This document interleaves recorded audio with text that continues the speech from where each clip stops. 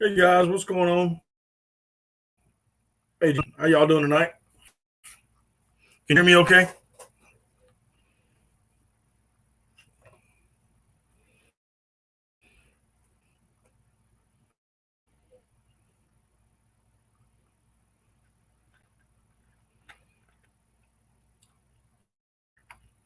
All comes in tonight.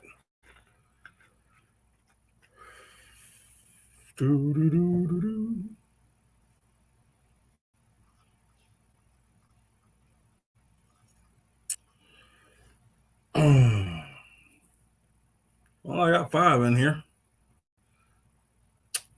What's going on, everybody? Can everybody hear me okay? Please sound off. Come on in and say hi. Don't forget to hit that oh, sure would be appreciated.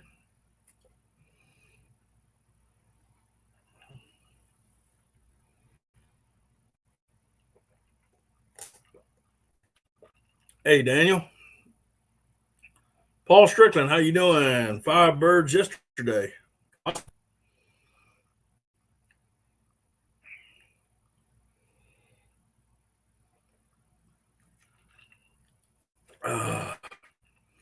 Paul, where were you hunting at? I mean, you don't have to give specifics. You can give states and all that, just generalize it.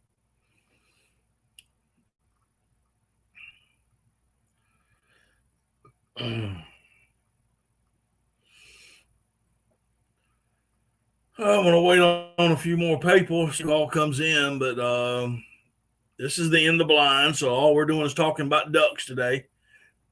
So if you have questions, post them up in the comments.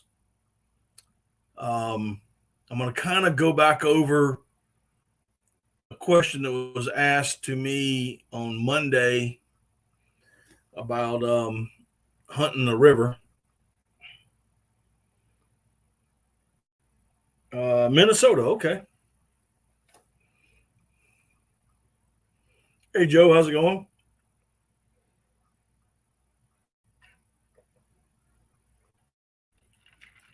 That's right. Your duck season, your regular duck season started.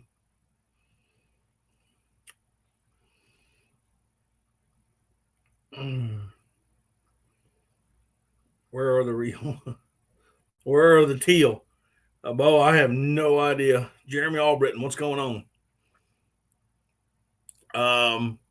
Daniel, I was talking to another YouTuber earlier, well, last week. I think it was Thursday or Friday, and they had gone out to Kansas and they didn't do very well. I mean, they shot a few birds.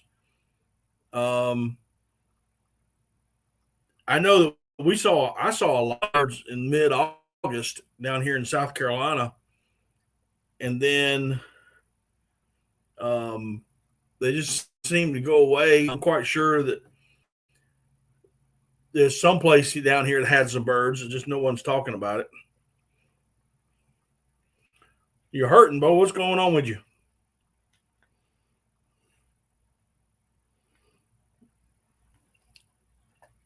That's awesome, Joe. So I don't know if it was an early migration and they pushed through. But I mean, they were killing. My understanding, there was a few teal that were still up in Minnesota when their season opened. Maybe they haven't come down. I don't know, dude. What's going on?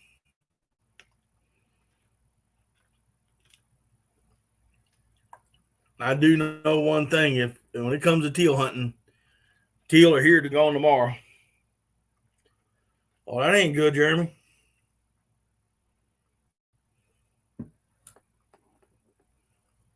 No, that is next week, John.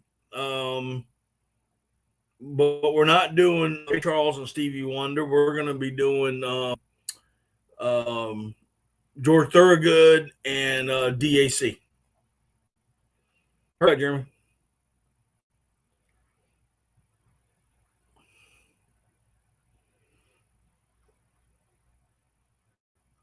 Your season's over with, and our regular season doesn't open up until November. So I got another month and a half before I can start again.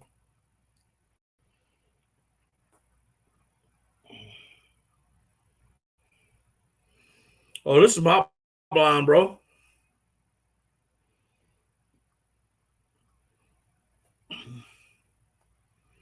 If you notice, I gotta focus in on the chat real hard.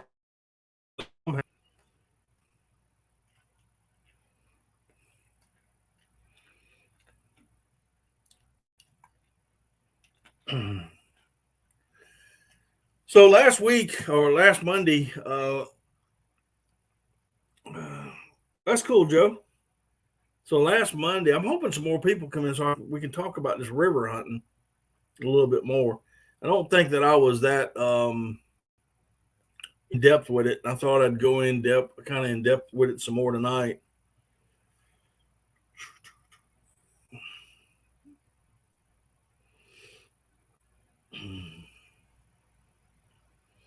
But that's but last week the question was he was asking about a particular body of water and whatnot. But I don't like giving particulars. If I send somebody, if I say yeah, there are ducks there, or no, there's not, and he goes there, and my street creds are gone. You know how that goes.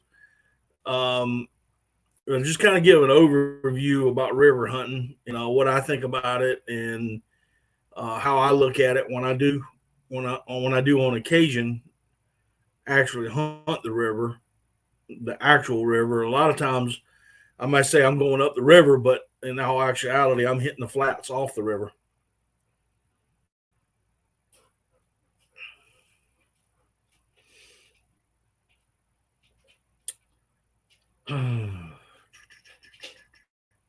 So we'll give it, man, I'm losing people. I had 5, now I'm down to 3. What's going on, y'all?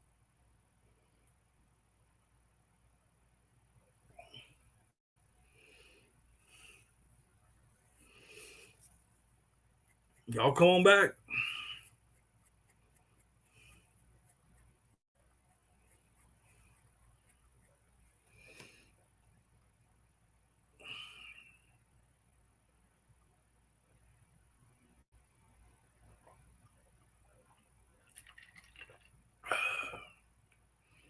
But on other news, so I get some more people before we get into the all actuality of it.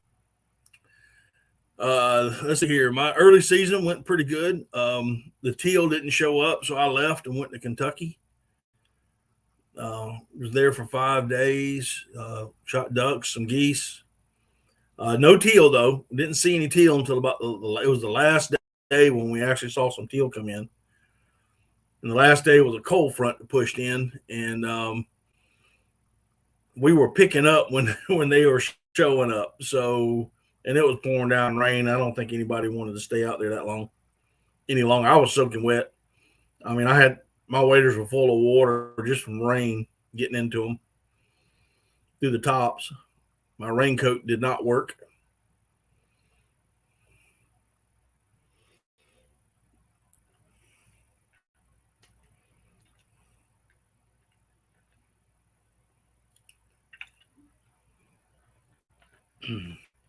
Oh, now we're back up to 6. Y'all hit them big thumbs up for me.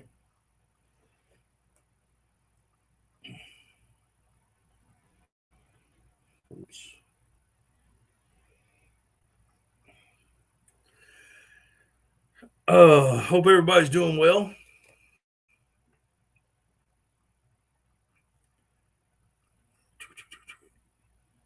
Everybody have a good week. I know it's just Wednesday, but I hope everybody's had a good week so far.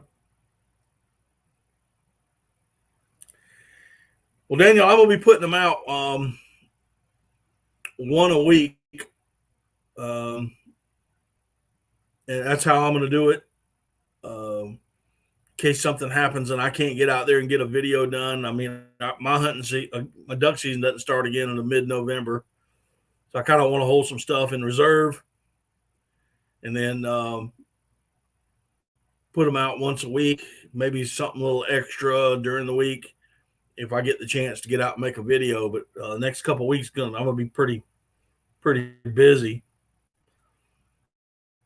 But the the next video will be on a goose hunt. It'll be a goose hunt. It was a pretty good hunt.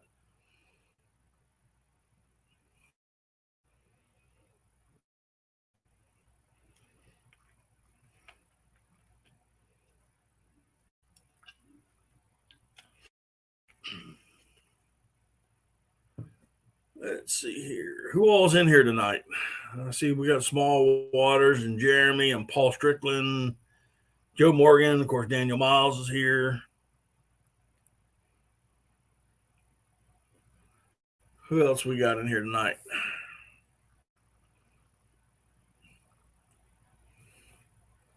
Anna Jack.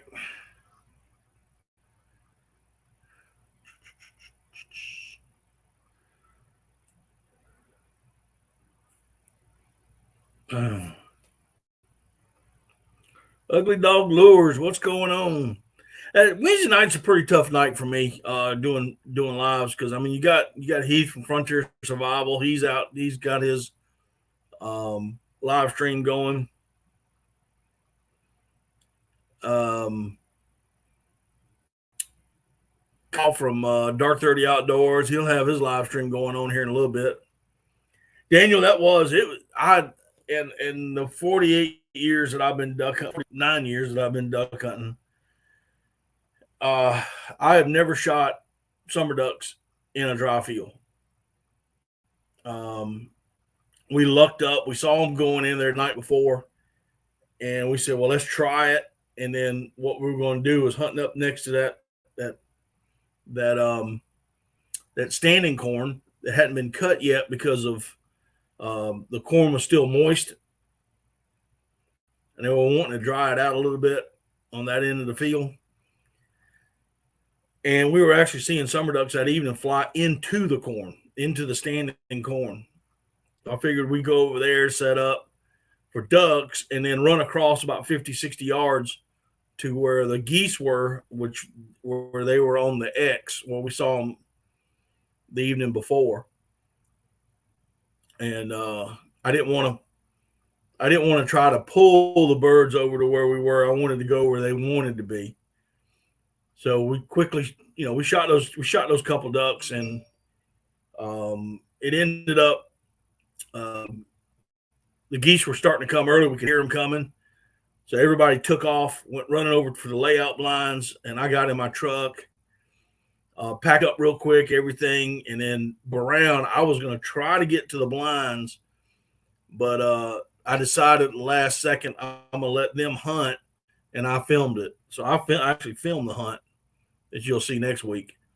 I didn't shoot any. I just filmed it. And it was pretty good. I mean, it was a good hunt. They had already shot into a flock, not four or five down before I could start filming. I mean, the geese were coming early. They came real early. Earlier than I expected.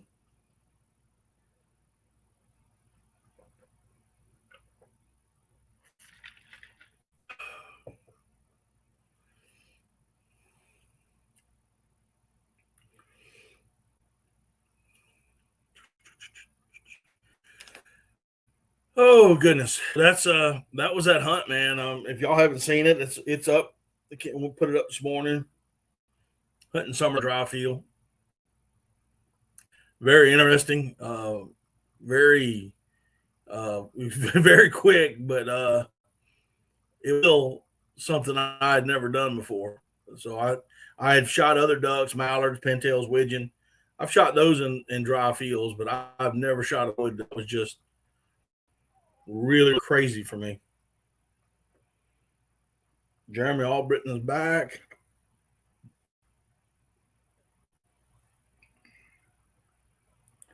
Well, Bo, what'd you do to your back? Probably lifting something you shouldn't have been.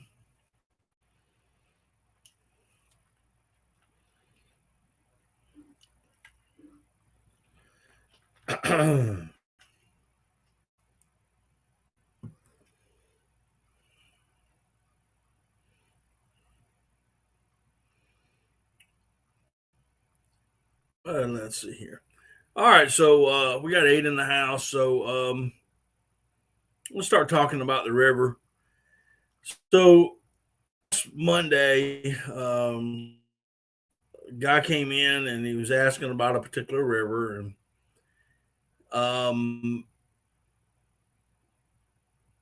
I just kind of give an overview. He was asking about where to hunt on this river, and I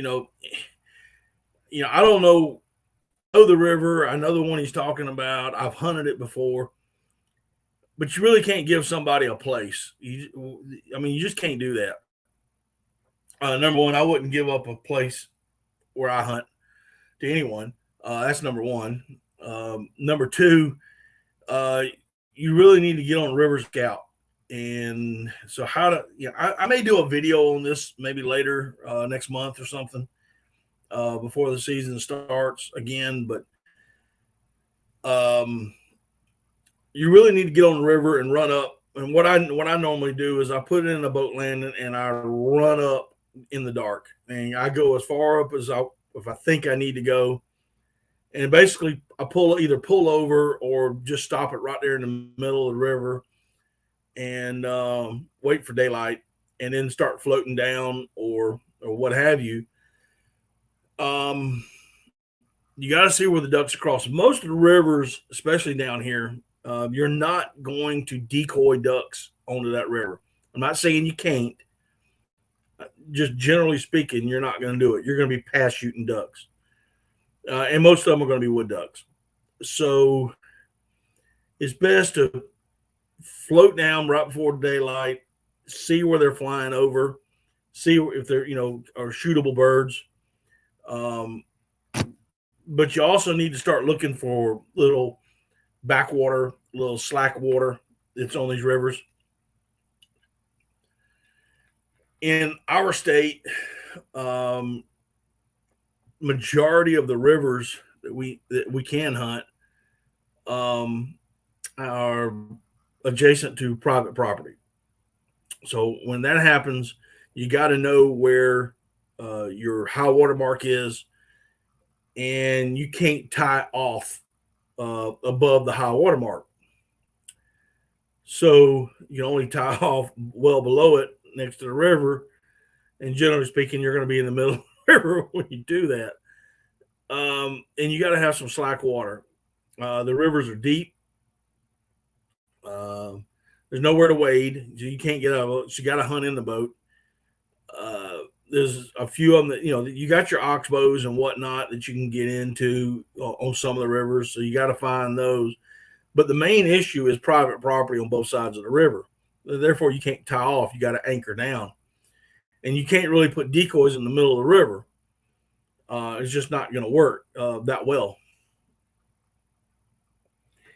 And so you got to have your decoys close up to the bank, or because of, you got boaters. You're going to have boaters. You're going to have either other duck hunters, or you're going to have fishermen running up the rivers and whatnot, pleasure boaters, what have you.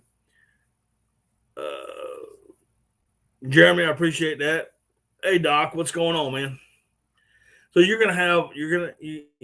generate a lot of boat traffic, or you're just shooting passing birds. So if you do shoot one and it wings off onto the private land, now we got us another problem, because you can't leave the bird you can't leave a bird there, because that's wanton waste. That's a federal offense. But yet you can't, get out of the boat and go retrieve it, because now you're trespassing. So it's a quandrum there on what you can and can't do. So it gets a little sticky, on all that stuff.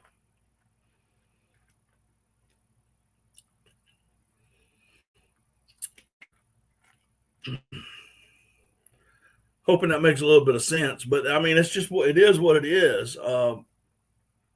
I've had some pretty good shoots on rivers in the past. Not saying it can't be done. If you got low water in the rivers, you got sandbars that you can get on and place around, putting your decoys on the slack water side. But usually that's, it could could end up being a deep side too. So you got to worry about how long your lines are. Generally, puddle duck hunters, mallards, wood ducks, teal, widgeon, pintails, black ducks, those sorts of ducks. They like to feed and water as 12 inches or less, preferably 6 to 8, but 12 inches or less.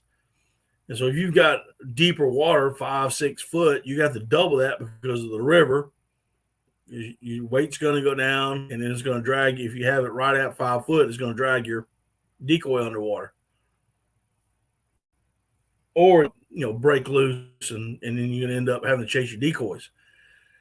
So that's another issue that you have to worry about. And you have to understand the river. You got to know the river. You got to get out there and scout. You got to look for places prior to the season and, take water depth. You got to know what your water is.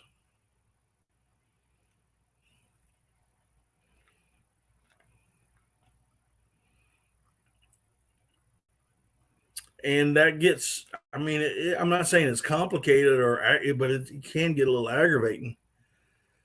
So, these are all kinds that you gotta think about when you are deciding you want to river hunt. Now, as far as the decoys, I've never gone big, 5 to 7 decoys. You can long line, what we call long lining, like you would do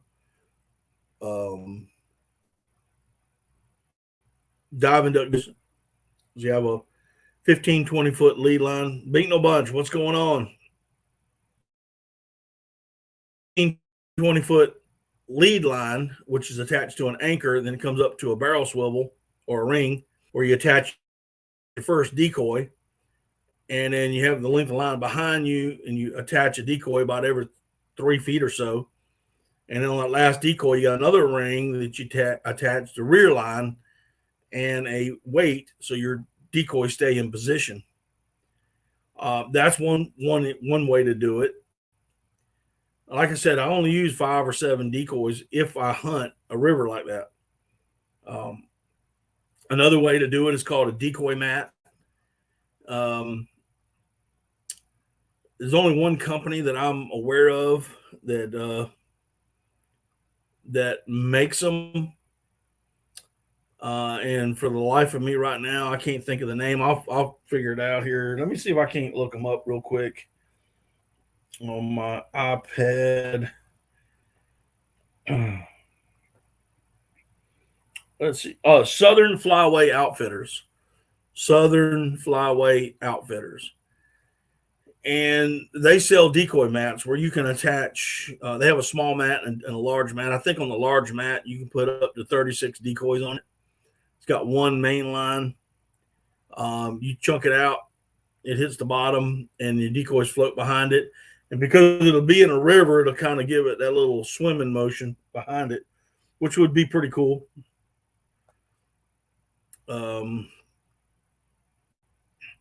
Beating a bunch, just getting back from church. Awesome. And by the way, that was a cool little church, Jay. When I was there in Kentucky hunting with Jay and them, they invited me Sunday to go to church with them. And I have to say, that was a very friendly church. That was a very nice church. I enjoyed it. Enjoyed it immensely. My wife thought that she was listening to the news because she knew I was going to church. She was waiting to hear of a Kentucky church in the foothills imploding because a heathen walked in. But as far as the decoys go, like I said, the decoy mat, I don't have one. I want one. They're about $250. I just haven't made the ultimate sacrifice. I got other things that I want. But I think the decoy mat would be the ultimate in river, especially coastal waters where you got a tide that goes in and that way. You start hunting the low tide, water's going one way, and as it turns around, it turns around. The decoys will actually turn around and start going the other way. Pretty cool idea. I think the small one will hold up to maybe 24 decoys.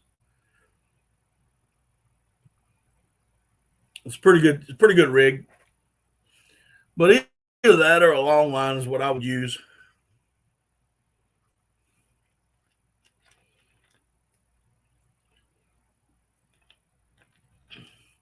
Well, of course, all the cool people showed up. I'm on here. And you would eat Tide Pods. So, but the key to river hunting is most definitely scouting. You gotta know where the birds are flying over.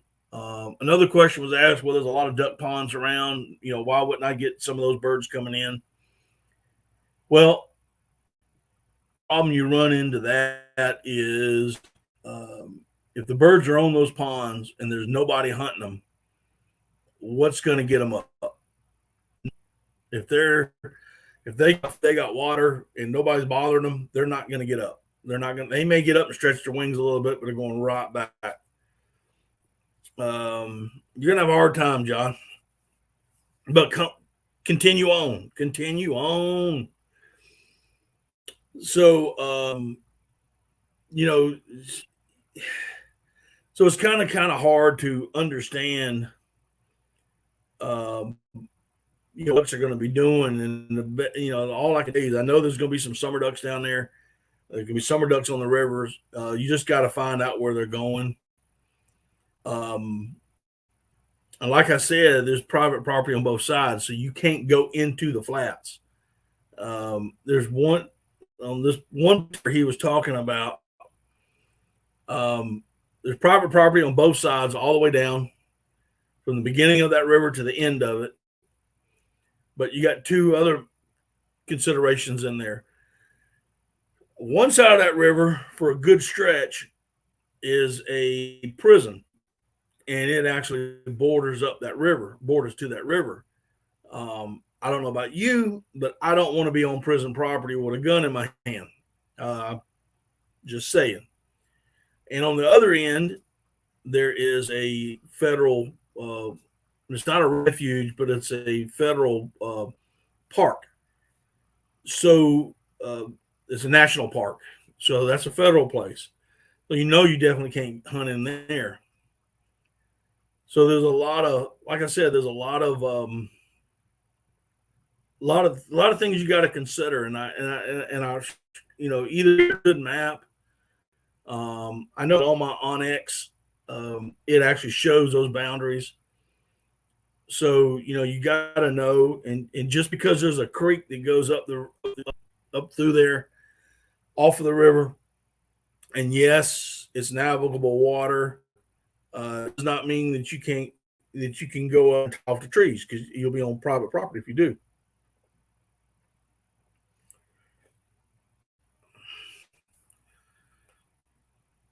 All right, hold on a second. Saw something briefly.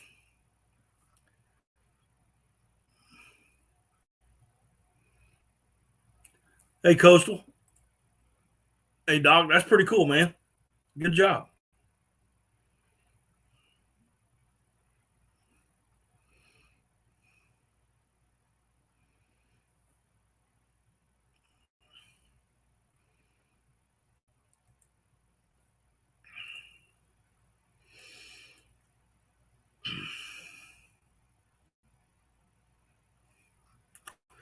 So, like I said, river hunting, it can be fun. It can be productive. You got a lot more to worry about than, let's say, you run up a river where there's a public swamp off to the side, and you get up in there, and that's something totally. But it's just some of those things you just got to think about when you're considering hunting a river.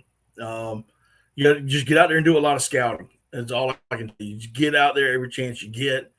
Get out there before daylight. Stay there after dark. You're going to burn a lot of gas when you're floating down the river, listening. listen for duck sounds. Listen for, there's mallards quacking or wood ducks. Or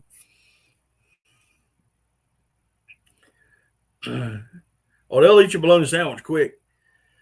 So, don't always run your motor. I mean, run it just enough maybe to get you back current just right, or get you around something, or if you want to run further up and float down or what have you. But, you're going to be running a lot of gas when you do that, and you're going to be, you're going to be looking at and listening, and watching for ducks as they fly over, and see how high they are. If they're way above the tree line, you can't pass shoot them. They're too far up. But, but as far as decoys, I mean, I used to run, like I said, 5 or 7, depending, and that would be about it. You're not really gonna catch ducks coming down on the river to feed. Number one, the water's too wet, unless you can find yourself where some acorns have fallen off an oak tree and they're floating, and they may got lodged up on a log jam or something, next to the bank. Then you might be able to, have a little feed if they found it. But other than that,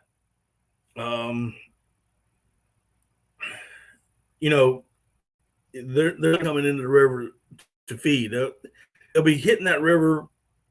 If they do try to land into it, they're going to be hitting that to rest, get a drink of water, rest up on the logs, or just kind of chill out. But they may eat a little something, but they're not going there for feed. They're going there for rest.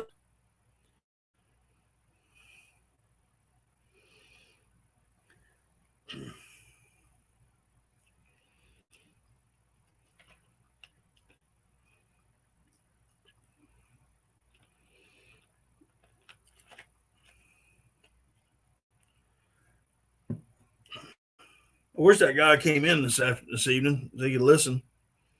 Maybe he's in here lurking. I don't know.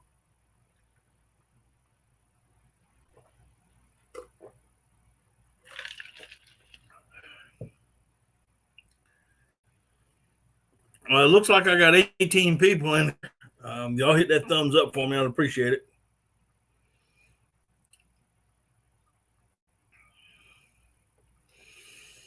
But that's what I got on river hunting. Usually when I'm up the river like that, I'll run up it, and I'll spend maybe an early morning watching to see where I find ducks cross, see where they're going. Hey Lee, how you doing, buddy? It has been a while, bro.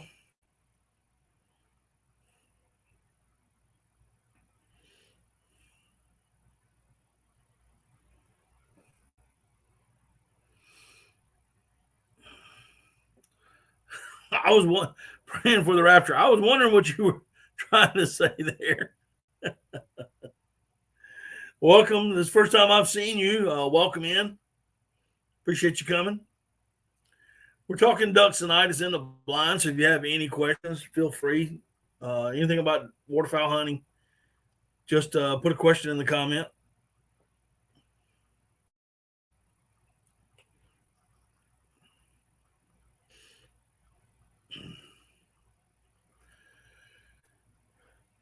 But usually, like I said, when I'm running the river, I'll spend a early morning just listening, see if I can see what I can see flying across, and then I kind of start easing off into a swamp.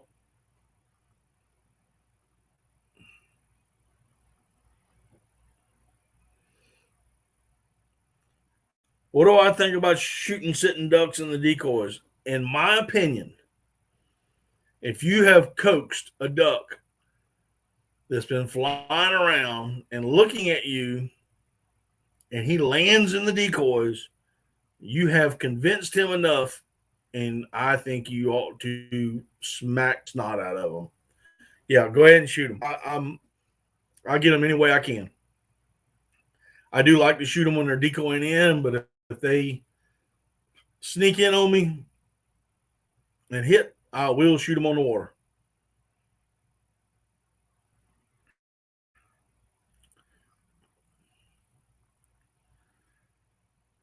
He'll probably put one of them water turkey feathers in his hair. Get him a cormorant feather, Doc.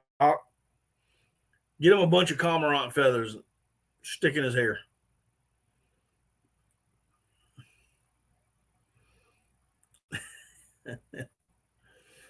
But yeah, I have no problem shooting ducks on the water. I have convinced them to come on down.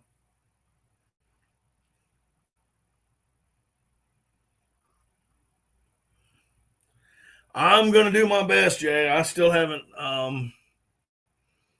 I don't know yet, man.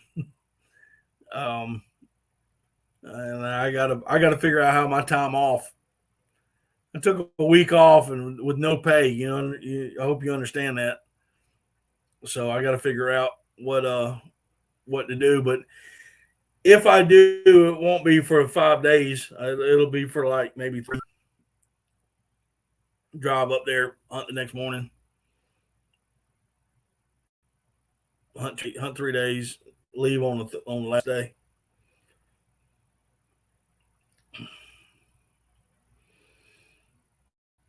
Hey, listen, like I said, shooting on the water ain't don't. If you've convinced them to sit down in your decoys, you've done all you can do.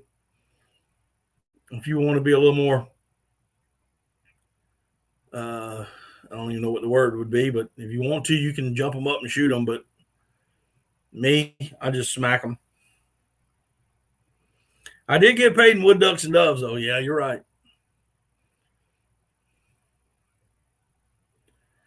But if you was to ask,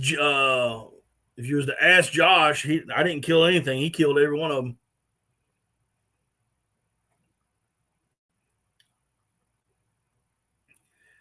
You're right, John. Fun is expensive.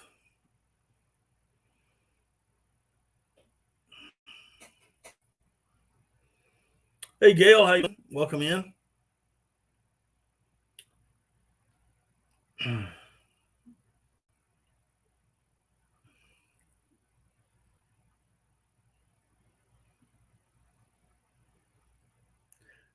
To be honest with you, Jay, and y'all see this video coming up in after a while, but I think I got paid real well when I saw 2 gentlemen who had never duck hunted before. Actually, 3 gentlemen who had never duck hunted before duck hunt for the first time and actually shot their ducks.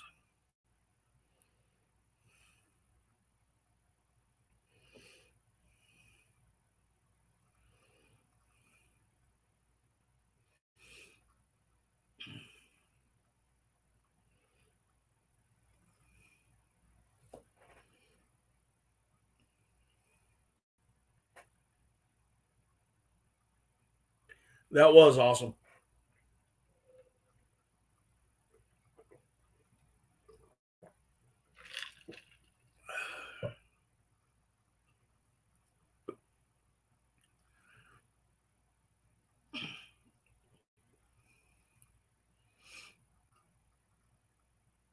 Yeah, we now have 3 quack addicts. Yeah. Hey, Cecilia, how you doing? Coming in.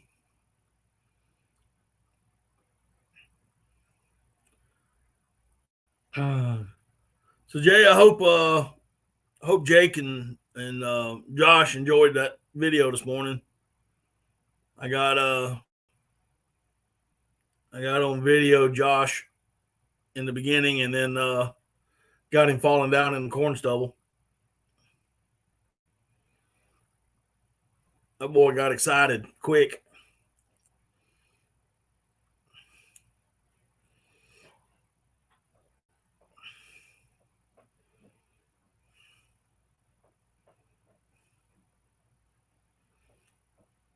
Cool beans. My side, what's going on?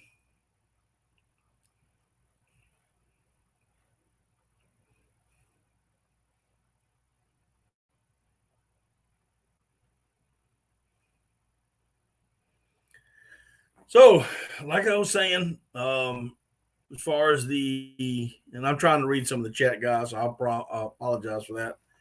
But as far as that's my take on the river hunting. It can be done. It can be fun, but there is a lot of work that's involved.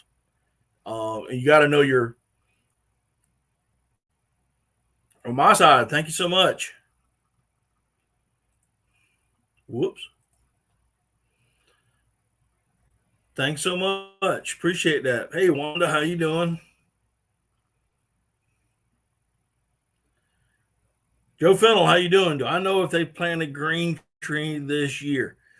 I don't. Do they even plant green tree? I don't know. I know that last year they didn't put water on it. It was in its 4-year cycle. So, see, you do me a favor and put my side's link up for me, please.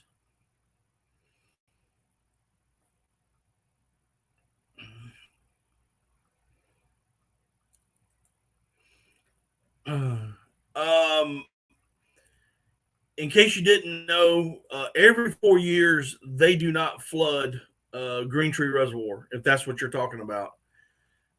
They do that so it helps promote growth in the acorn trees that are in there. I don't know if they plant Japanese millet in there or not. I have never hunted Green Tree Reservoir since it has become the Green Tree Reservoir. Many years ago, when it naturally flooded in there, I would go in there and hunt. You could walk in or either take a boat in from the backside. This is all before it was Green Tree. But once it became Green Tree, I've never hunted it. Never. Too many people. Way too many shootings going on. People get excited shooting birds, skipping shot off the water, hitting other hunt. You can't work birds. If you do get birds in there, other than summer ducks, you can't work them because way too many people in there.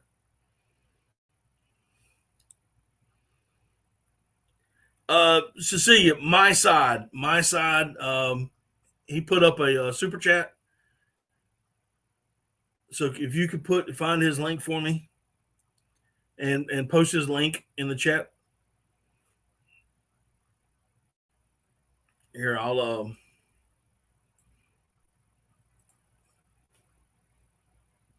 there you go. Sunfish, what's going on?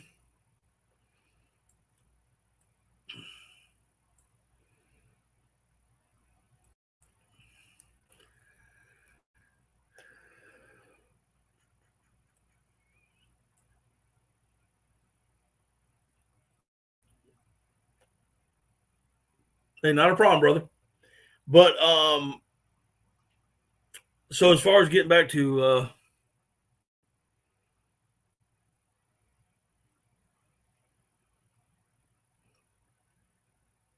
I don't know if they plant millet in there or not.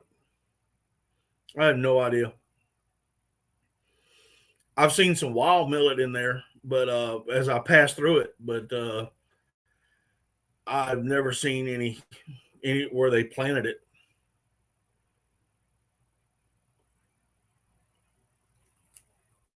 I don't think let's see, that's a category 2. So I don't think they would plant in there.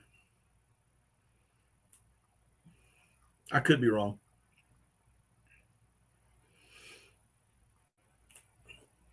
But last year was, like I said, last year was the 4th year, so they leave it dry, so the acorns can produce better, and so this should be the first year they flood it. Should flood it this year. Oh goodness, let's see here. Let me see if I can find it to see. I think it's.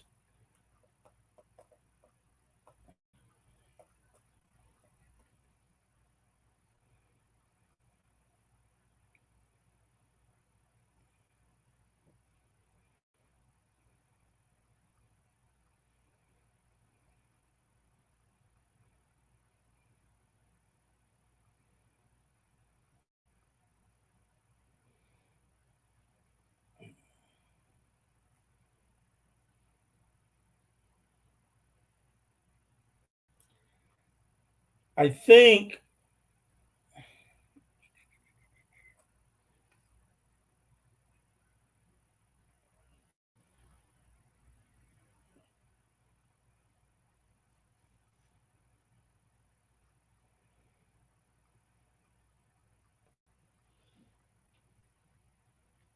this may be one of his videos.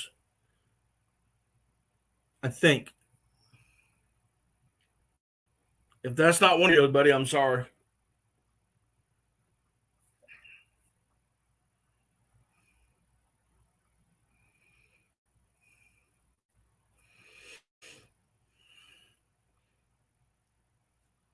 Hey, Fins and Foul, how you doing?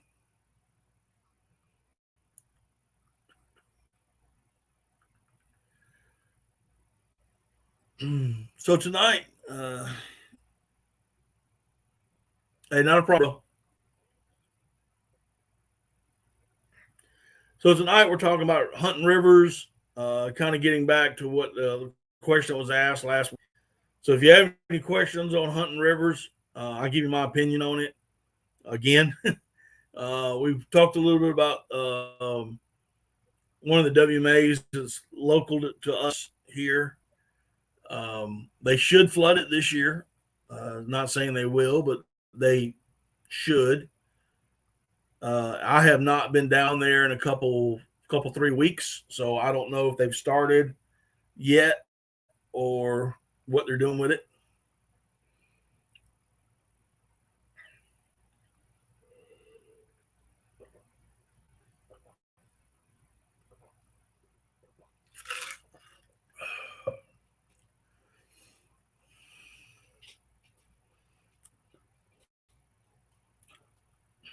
There we go.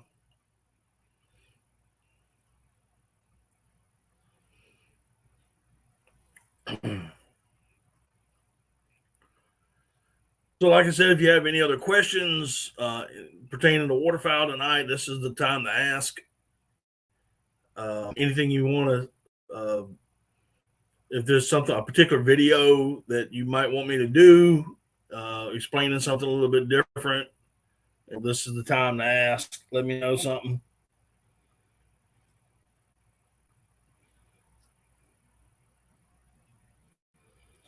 Yamasee. Okay, well, it's a coastal area. I've hunted the coast a little bit. Again, it's kind of like private property. You get a lot of guys that get up on the dikes and or get close to the dikes and whatnot. You got the coastal. It's coastal, so you got tides you have to worry about now. When I go down there or anytime I hunt coastal water, I read the tides. I know that most duck hunters want to get there early in the morning. A lot of times I'll see what the tide when the tide's going to change, and I want to hunt from a low tide to the high tide, and from high tide about midway from the low tide, so I can get out of the mud. That's my biggest. That's my biggest thing there. Again, hunting. I don't know if you've hunted down there before, or if you've ever hunted on the coast before. But because of the rising tides, you got to know what the water depth is for the low tide. You can get all this information online. I mean, the tide charts are all out there for you. So you got to know what your water depth is at the lowest tide, and what your water depth is going to be at the highest tide. It's similar to river fishing, river hunting. So you're going to have to double your line. If you've got a foot of water, or you're putting decoys out at low tide, you're possibly going to have double that. So you're going to need at least triple line length, so 15 foot. Again, I spoke a little bit about the Decoy Mat, and it really, I don't have one, and I want one really bad. Like I said, they're about $250.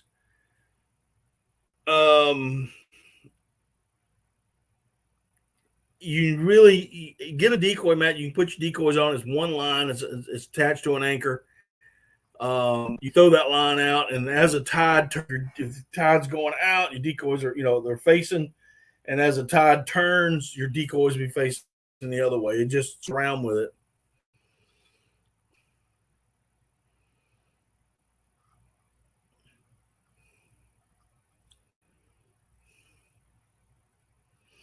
I appreciate that, Jack.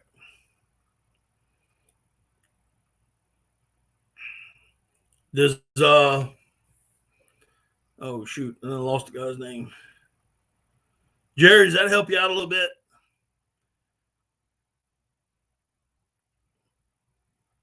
You really need to know what your tides are. If low tide is 2 hours for daylight, I'm gonna be getting there as quick as I can in the dark. But again, I try to hunt. I really do try to hunt that from the low tide up to high tide and going back down.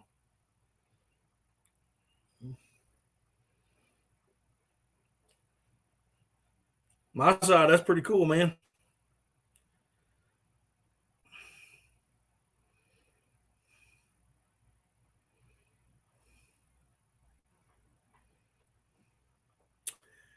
Okay, so Anna Jackson saying, don't see many, if any, explaining to folks when and why they use the gauge they do and the loads they do. Okay, great question. Hang on one second. Net buddy, hang tight with that. I will get with you in a second. Okay. Gauges are personal preferences. Gauge. It's basically a personal preference.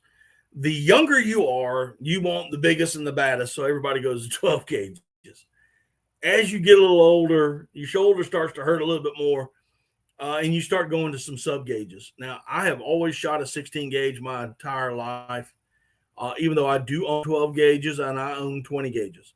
I like a 16 gauge, and I'll tell you why. It's the best of both worlds. It's got enough powder and shot to take down a duck or a goose, and it's lightweight like a 20 gauge. And it's easier on the shoulder. And in some of my videos, you'll see me sometimes with all three. I like 16 gauge out, and here recently a company has come out called Boss Ammo, and they now make a 2 3/4 number, or 2.5 inch for 16 gauge, number 5. Now I love number 5. It was kind of like when I was back in the lead days. We shot number 5s in our 12s, our 20s, and our 16s. That was the shot. That's what was going to kill ducks, and it's a great shot. It's not overly big. It's not overly small. It is just perfect. So when this bismuth came back out with Boss Ammo, now this bismuth ammo, they brought back the old number 5. And I can tell you, I smacked some summer ducks in Kentucky with them and smacked them hard. I mean, I hit them. They're dead. They were dead. It's like going back to the good old days when we could shoot lead. So for me, again, personal preference, I love shooting a 16 gauge. One of the main reasons, because I do like it, is because nobody else shoots them and can borrow ammo from me. Like Jake found out when he asked for more ammo last week. I said, I'm sorry, but I'm shooting a 16. So,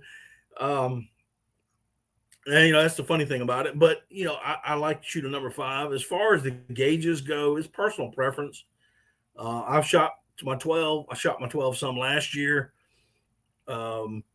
Actually took it out for early teal season this year because I didn't want to waste up. I had some 2 3/4 6s, and I just did not want to. I did not want to waste up my bismuth on some teal that I had some steel shot for. So, but you'll see me shoot them all. Age, and I like the number 5s. Joe, you probably could, but I'm not going to try it, and I'm not going to be the one that makes a video and have my head blown off. After 5 Outdoors, appreciate you coming in. He's doing some editing. Now, let me see if I can get back up here to NetBuddy. Dunk. Have you messed around at all with water motion decoys to add motion to the spread? I'm wondering what else besides Mojos have worked for others to make spreads more realistic. All right. Jerk rig. Jerk rigs are the best. And I don't care what style you use, whether it's the motion maker, it moves 12 decoys, or if it's the one that you make homemade, it moves 3 or 4 decoys, or Rig 'em Right makes them that carries 4 or 5 decoys. NetBuddy, if you'll go into my channel and look down, you will see a video that I did called an Improvised Jerk Rig, where I showed how to make a jerk rig really quick with just a few things that I keep in my blind bag.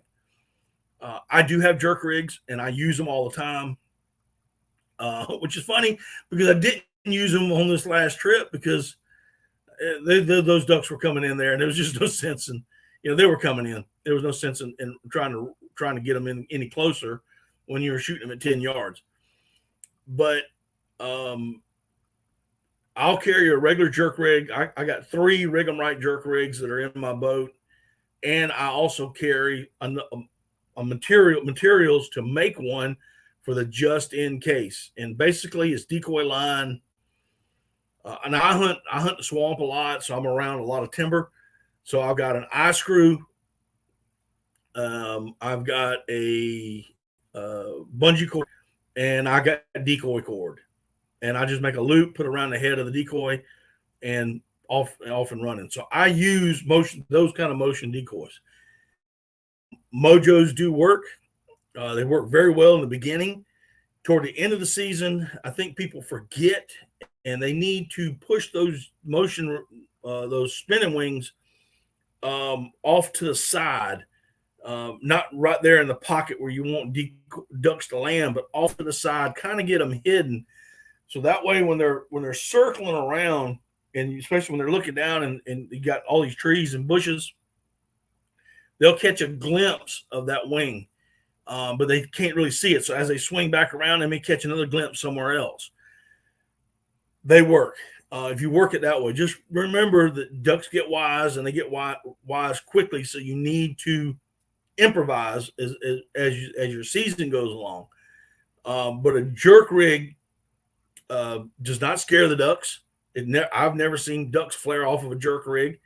I've worked ducks down into the decoys without even calling, just using a jerk string, and had them try to land on top of those decoys. So it works. So a jerk string is something you should have in your arsenal.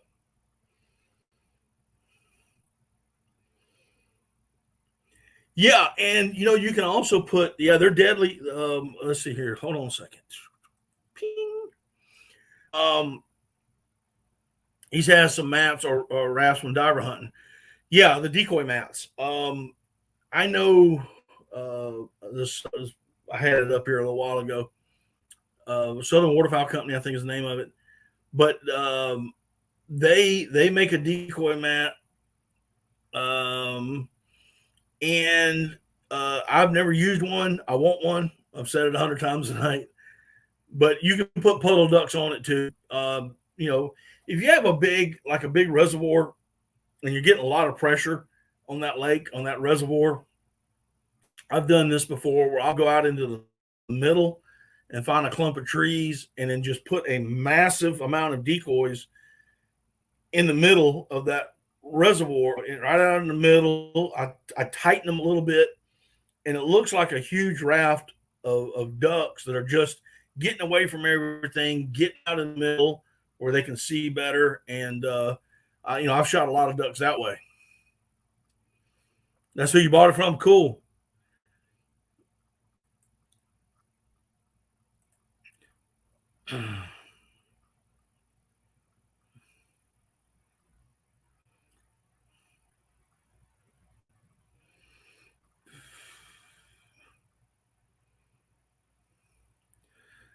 My side, you either buy a 16 gauge or you can send me the 16 gauge shells. My address is down in the description. I'm having a hard time finding more shells. But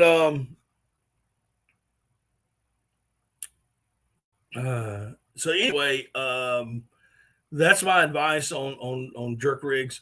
They work great. They will never scare off ducks. They will attract ducks. It's like anything else, you know. It's a tool in your toolbox, and you just got to use it.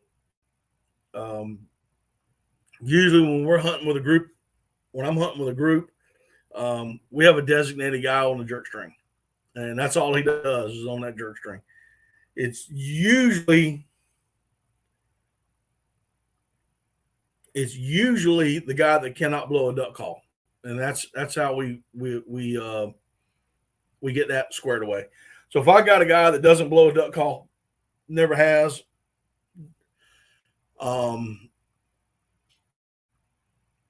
never has blown a duck call, doesn't like blowing a duck call, we usually give him the jerk string.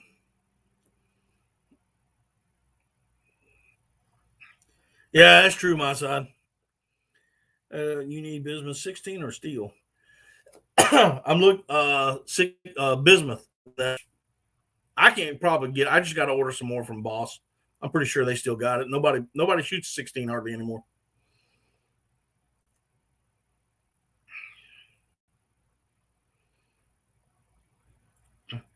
Finding 16 gauge shells in the store is extremely hard. I have a gun store that I go to here in town, and I usually order a case of birdshot, dove loads, and a couple of boxes of some heavy lead field loads for shooting, if I want to shoot rabbits or late season doves or something. And then here lately, I've been ordering my duck loads from Boss. They sell the number 5s that I like.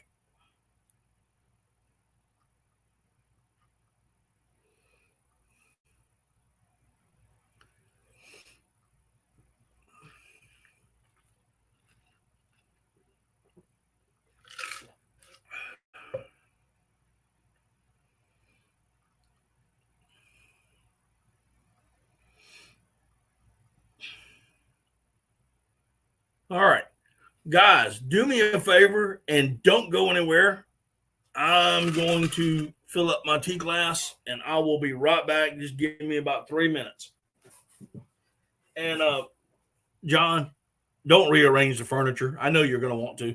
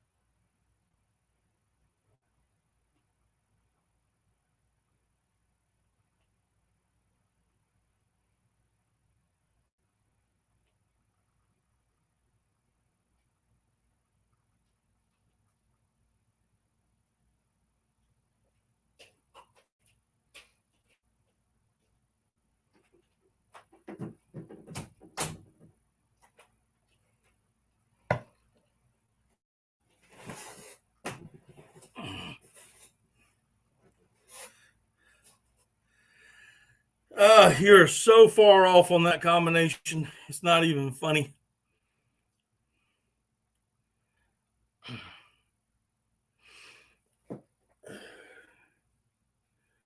But I know you were ogling that massive fish right there.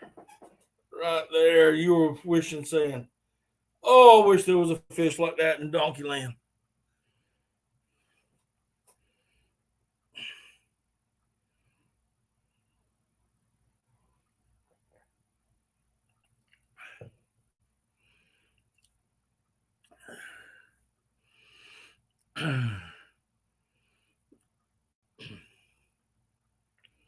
Let's see what other questions we got tonight.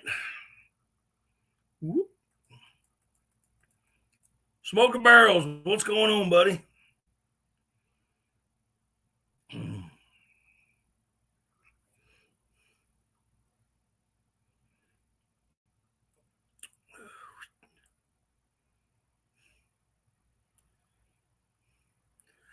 My homemade tartar sauce at that, John. My homemade tartar sauce. I'll tell you what, you get a hold of that homemade tartar sauce that I make, and you'll start eating bass. Mm-hmm. Especially when you put that filet on a soft taco shell. Oh, make a fat man get up and run a mile.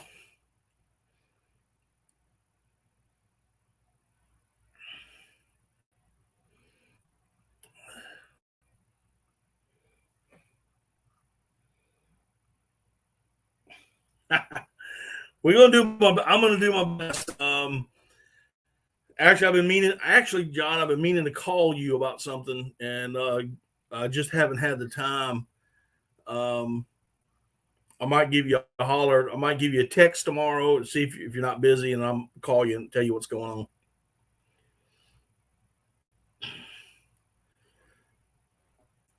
on. Just want to come Smoking Barrels. Not much. Just want to stop in and learn something. Hey, if Nab doesn't get on my boat, I may be hunting with you.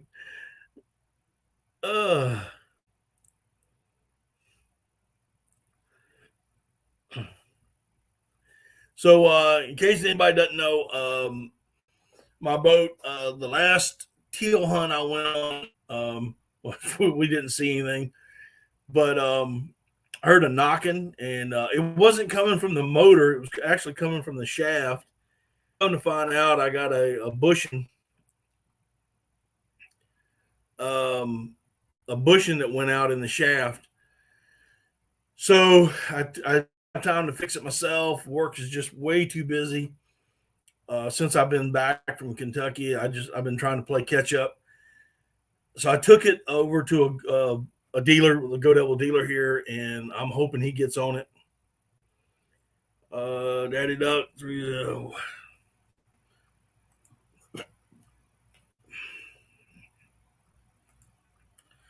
Whoop. What is the sauce in South Carolina to dip hush puppies in? Well, you crack up, you got your hush puppy, and you break it in half. You can dip it in soft honey butter, or you sop up your hash with it. And if you don't know what hash is, it is the parts of the hog that doesn't get used and turned into a sauce that you pour over your rice.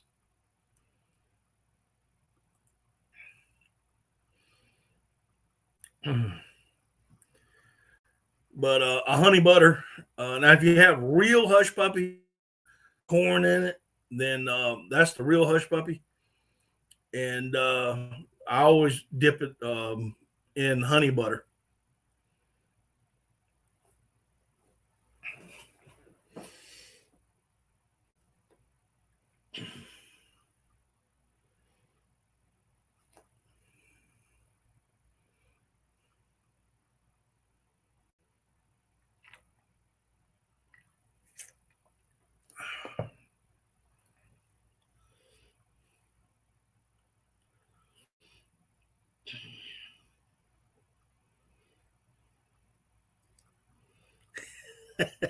Well, it's the truth.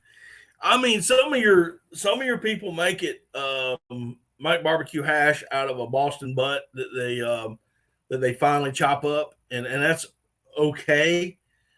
But a real hog head hash, it's made from the meat off the head of the hog, and after they boil it down and they pick all the meat off and chop it real fine and make a hash out of it. Ugly Dog, take care of yourself, buddy. Appreciate you coming in. Thanks so much. And guys, if you haven't already, do me a big, huge favor and hit that thumbs up button for me, would you?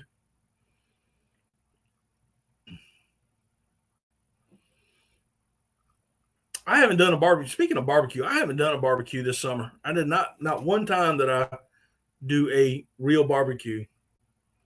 It's been so daggum hot. I don't want to get all full up on barbecue when it's hot like this. Another thing for some of y'all that don't know, Right Strap and Coyote, what's going on? I'm going to be, for those that don't know, some of you might be new in here. I do have I'm on Rumble now. So it's another platform. I've uploaded a handful of videos. A lot of my old stuff I'm up. I'm not saying that I'm leaving YouTube or anything. I'm surely not saying that I'm going to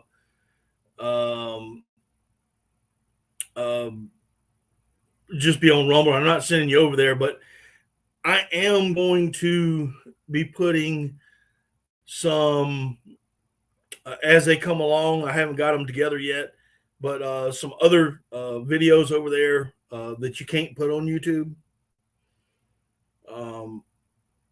So that will be kind of coming up hopefully in the future.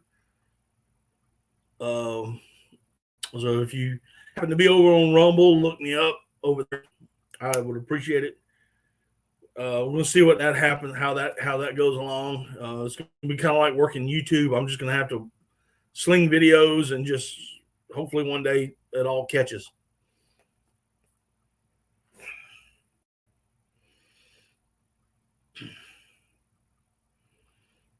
Oh, that's hold on.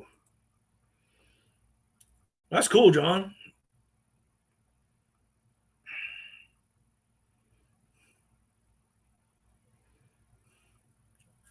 That is awesome. It turned out great. I'm glad. I just haven't done anything like that this summer. It's just been so dang hot. I haven't got a new truck.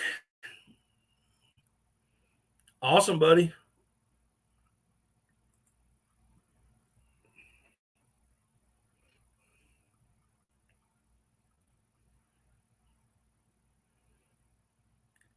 Yeah, I just haven't done it, Cecilia. I'm kind of letting Rumble take care of itself, if that makes any sense, just to see what kind of traction I get over there.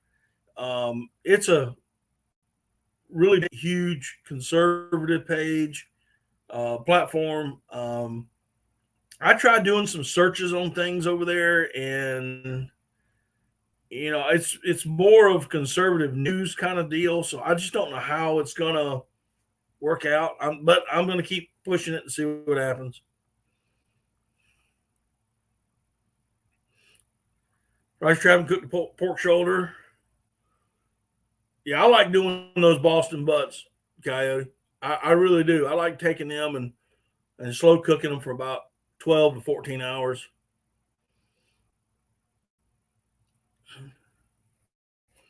Do ribs. I just haven't done it this year. And I got two big old Boston butts in the freezer, and I want to do them. I just haven't had the time.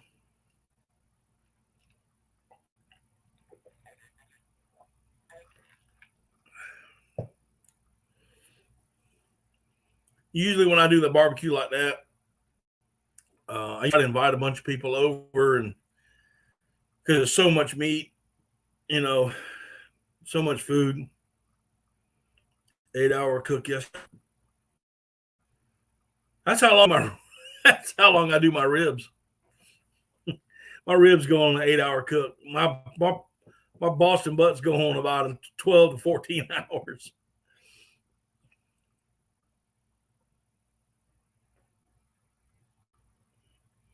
No, I really haven't, Cecilia. That was another thing. I was on the road a lot this summer. Dry rum and injected. Ooh.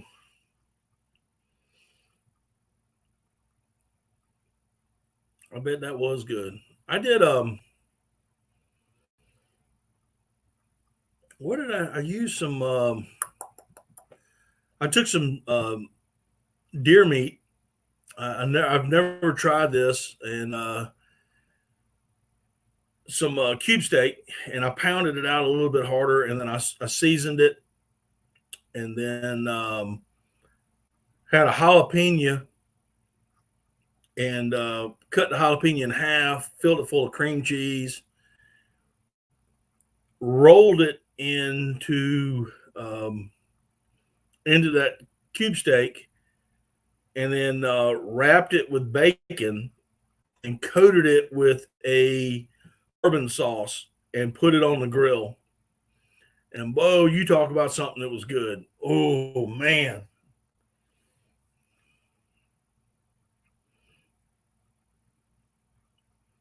Did you see the new boat Charlie got? No, I have not. Didn't know he got a new boat. Oh, you talking about the John boat? The John boat? Yes, I saw that. Sorry. Yes, I saw the John boat. Big Matt, what's up, buddy?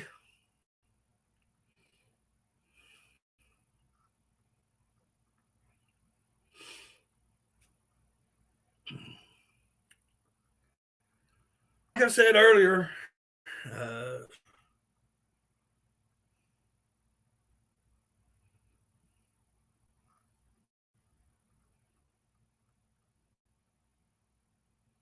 I won't remember this, but I was. Hold on. You probably won't remember this, but I still would love to hear how you like barbecue some duck and have it with proper mole sauce. Oh man.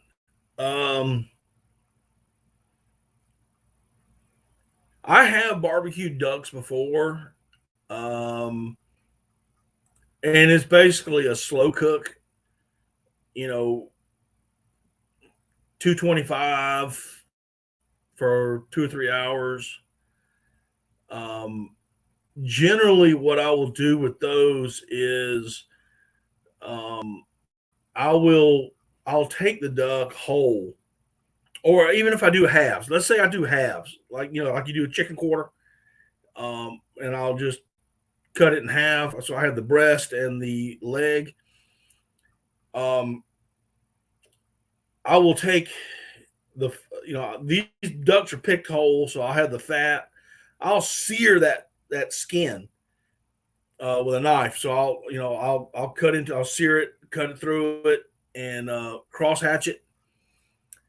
Then I'll season it, and then I'll put it in a pan just to brown just a little bit, just to get skin side down.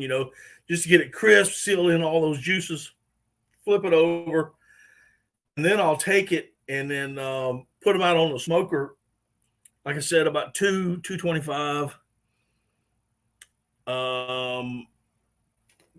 Put them in the smoker, 200, 225, somewhere in there, and I watch it, just get a good internal temperature. And the sauce that I used for it was,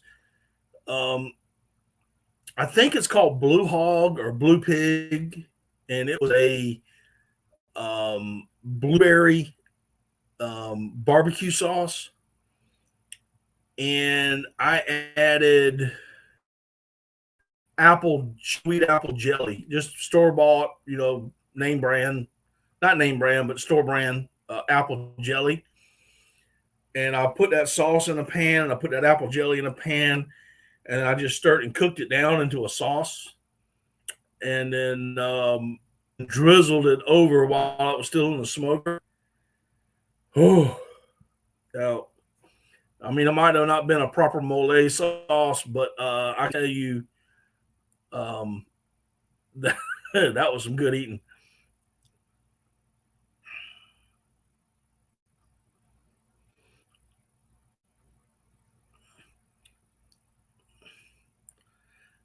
Fin and fowl, everything goes good with bacon. Bacon goes with everything.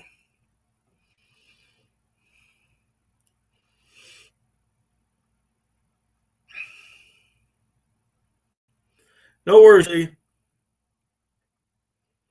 Yeah, I need to. I got some duck breast now in the freezer.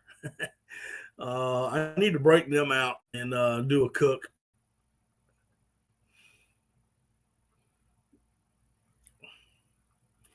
I need to do a cook. I'll tell you how I like to cook my duck breast, and this goes any duck breast, any ducks, any ducks, small ducks, big ducks, little, it doesn't matter.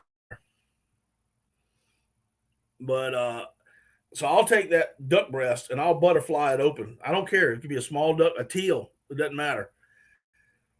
And then I do a light coat of olive oil on it, and then I will sprinkle it with some seasoning. Usually it's SPG, which is salt, pepper, and garlic salt. And I will coat it with that with a little bit of olive oil on it. Or I will put Monterey steak seasoning on it. And I will cook it like just 3 to 4 minutes on each side. I mean, I build a fire for a 5-minute cook. You know what I'm saying? I mean, it's not much, but I'll do that and serve it with potatoes or whatever. It's just like eating a steak.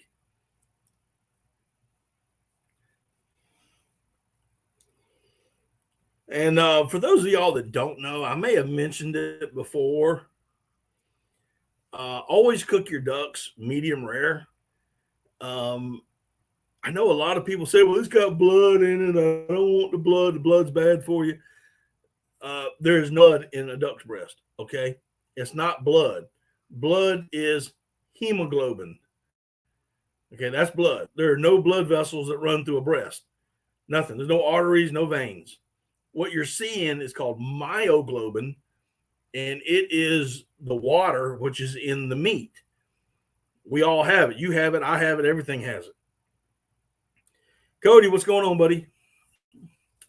So all it is just water. And because the meat is red, it is red.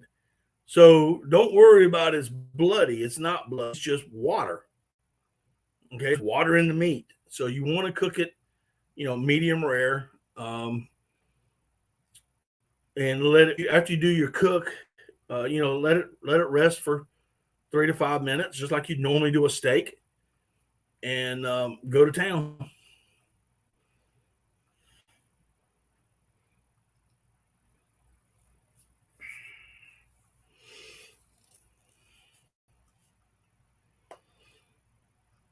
All right, other duck hunting, duck related questions. I'm enjoying this tonight, guys. Come on. We've talked about river hunting. We've talked about jerk rigs. We have talked about shot and gauges.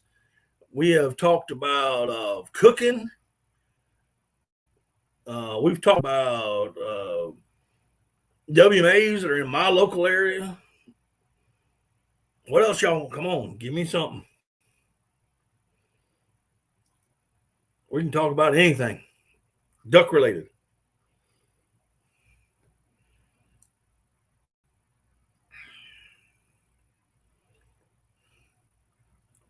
What's my worst duck hunting experience?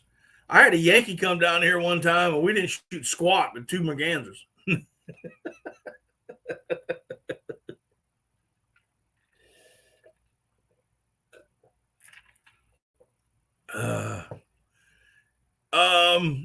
I would have to tell you, Cody, about my worst experience here recently was opening day of teal season when I saw guys shooting. I couldn't believe it. Yeah, I did try to off him off.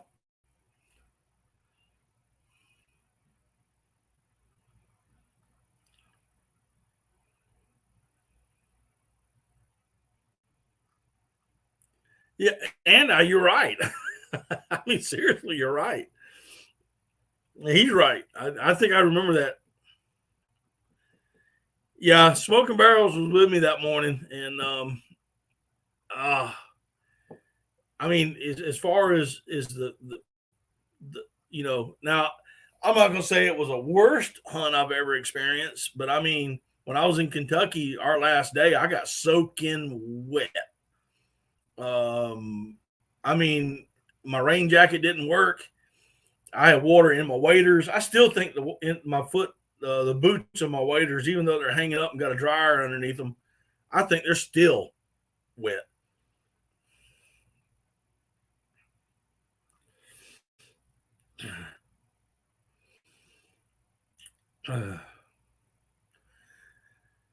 But I mean, can you be more specific? I mean, that was pretty. That's pretty tough to beat on that opening day of teal season this year.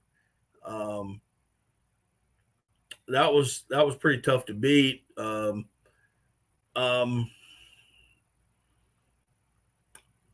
You know, I've sunk boats. I've in the water, freezing. I dropped my gun, filled it full of mud. Broke down. The boats broke down on me. Had to wait 3, 4, 5 hours for somebody to come get me. A couple, a while back. I don't know, maybe 8, 10 years ago, maybe even longer than that. I was coming through the swamp, coming back from a duck hunt, and there was boys that were flagging me down. I thought they had a motor. Come to find out, one of them had been shot. That was pretty bad. We got him. Luckily, somebody was smart enough to tie a tourniquet around. We got him to the boat landing. Got an ambulance to come pick him up. So I mean, there's a lot of different experiences I've had. Where's the best place to aim to get the best results? On a duck, see, the best thing to do is what I call butt, body, beak, boom. You start swinging that shotgun. You come up from behind him. You start swinging that shotgun through his butt, through his body. When you get in front of his beak or bill, you push that gun forward and then pull the trigger. That's the best ballistics I can tell you on shooting ducks or shooting anything that's flying.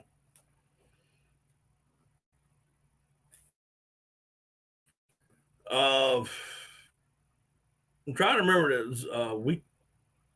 It wasn't me that came up on them. I was there earlier. I mean, I was there later on when everybody was getting him out of the water, but we did find one that drowned.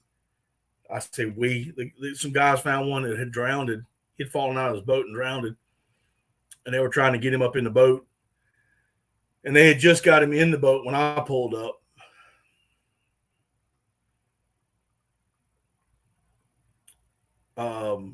I say it's funny because it was funny to me at the time, and it's still funny to me at this time. But I was hunting off a small island. We had a little bit of low water that year, and some of the islands, the tree islands, the humps and stuff out in the middle of the lake, where some of it was exposed. And I got around there in middle dark when I got there. I got out of the boat. I could wade just about anywhere I wanted to go. And I was setting out decoys, and right at daylight, you always have your first flight of summer ducks. I ended up shooting 2, and then I had a flock of mallards come in, and I think I killed 1 or 2 out of that flock. And I didn't have a dog that day because and I was walking to get those mallards, and it was already daylight. And as I was walking back, I looked down at my feet in the shallow water and realized that somebody had poured, I don't know, 7, 10 bags of corn out. And that's why those ducks were coming there. So I threw them ducks in my boat and grabbed all my decoys, and I took off, never to return.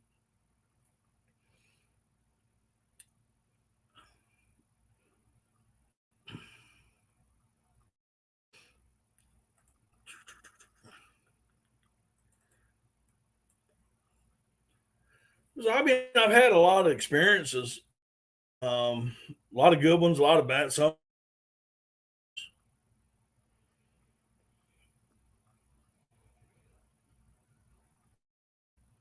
I think am I lagging? Because my screen keeps blinking on me.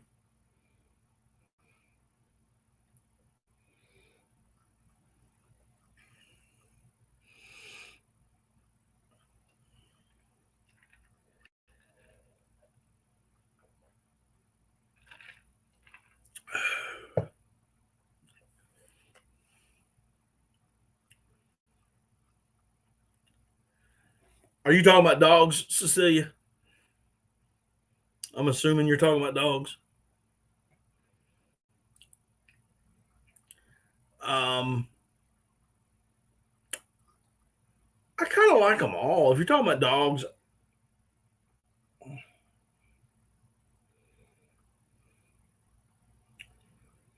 a lot of buffering on your end. Okay.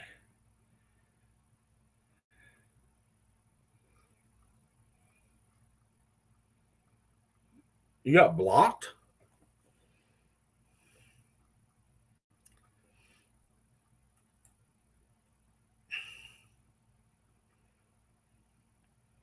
Are you talking about dogs?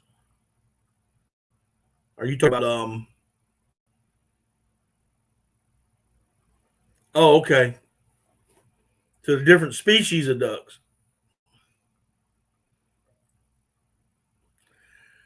Uh as far as eating goes, this is how I like them in pretty much this order. We'll start with puddle ducks. Summer ducks or wood ducks. That's my number one favorite to eat. I think they taste the best. After that would be green wing teal. Um, so you got summer ducks, green wing teal. Then I would have to say the mallard, uh, the mallard, the black duck, and the gadwall. To me, they're all in the same. Pintails, blue wing teal after that, and then shovelers toward the end. I like to shoot shovelers because they look like a Hollywood mallard, a big old bill on them. But they you cook them right. If you cook them the way you basically can't tell the difference. But the farther I go to the left with ducks, you just add more garlic to it. Really, diving ducks, it all kind of depends on what they're eating. I mean, if you get, especially, oh, wait a minute, am I back? Am I here? I think I'm buffering. If your ducks are eating wild food such as acorns, um, wild millet, especially if they're on smartweed. If they've been eating a lot of smartweed, I don't care what kind of duck it is, it's going to taste good. Do I see widgeon over here? Yeah, we do. We do. Yeah, we see them. I mean, we got mallards, gadwall, black ducks, widgeon, teal, pintails. We just probably don't see them. Don't see the amount. Let's say some people see more out west.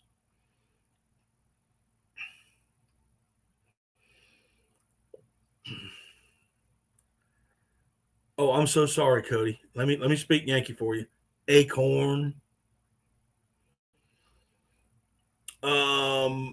But if you got ducks that have been eating, like I said, acorns or smartweed, especially smartweed, you got ducks eating smartweed, and that's all they've been eating, say for a week or two, that duck is going to taste absolutely great. Then if you go into the agricultural fields where they've been eating corn and rice, they're going to taste good that way too. If you got ducks that have been eating invertebrates and even though they need them, but if they've been strict diet of invertebrates and vegetation, grasses and whatnot, they're not going to taste as good. I don't care what kind of duck it is.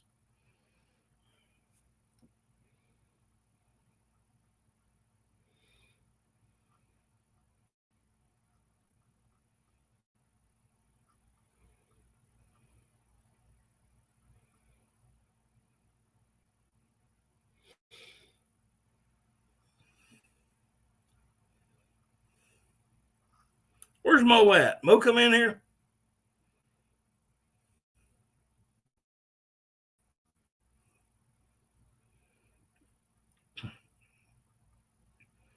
Did I miss something? Is Mo in here?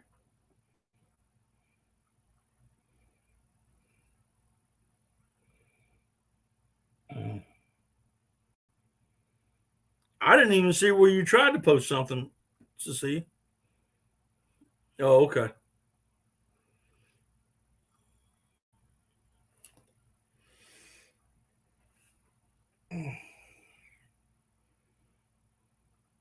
Yeah, which word did you try? Tasty? There you go. You got it out there now.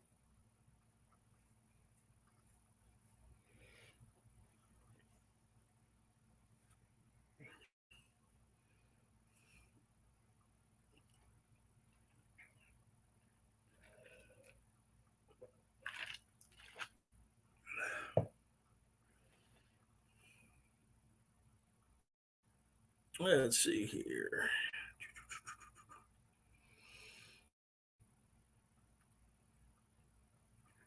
But I am waiting. Like I said, I got some more videos going to be coming out on the Kentucky trip. I'm just putting them out, once a week,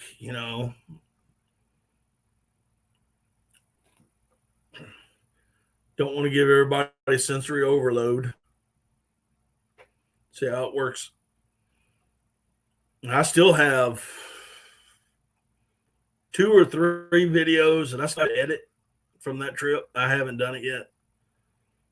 And I edited 3 and I've still got 3, maybe 4 videos that I hadn't even edited yet. I got to get on that.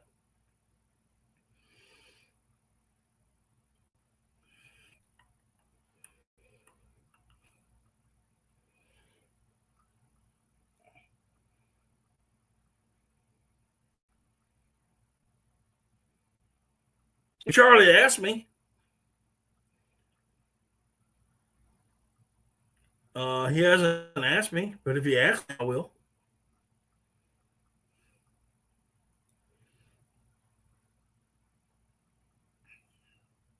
Be more than happy to.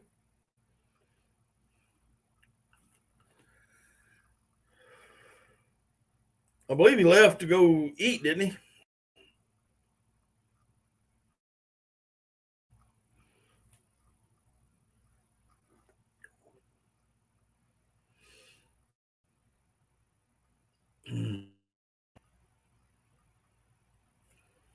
So he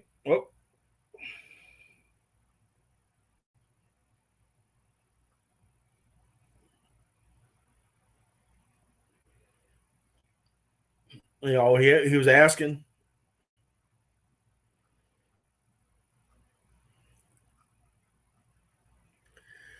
If he asked me, I'd be more than happy to.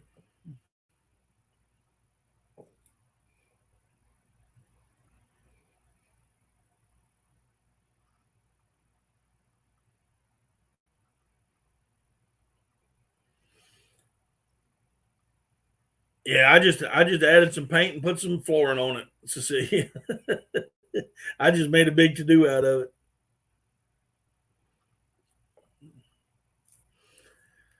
Oh man, any more questions tonight on duck hunting, waterfowl hunting in general? I love this tonight, y'all. Y'all need to ask me some more stuff. I'm enjoying it. Say, Amanda, how you doing?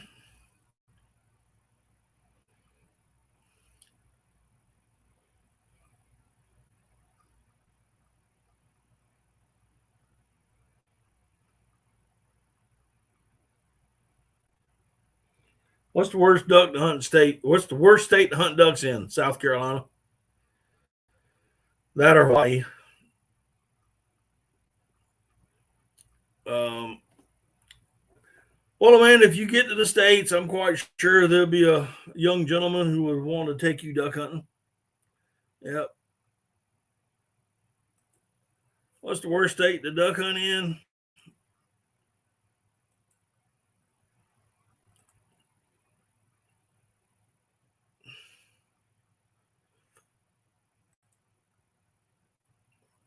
There you go.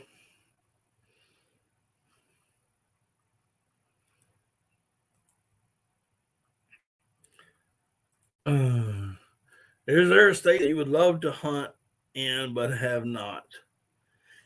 Yeah, I've never hunted the Dakotas, and I would really love to hunt North Dakota. Um,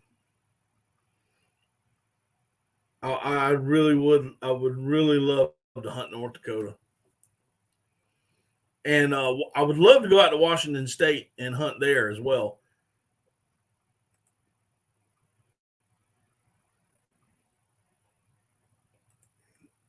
What's the best state to hunt ducks in?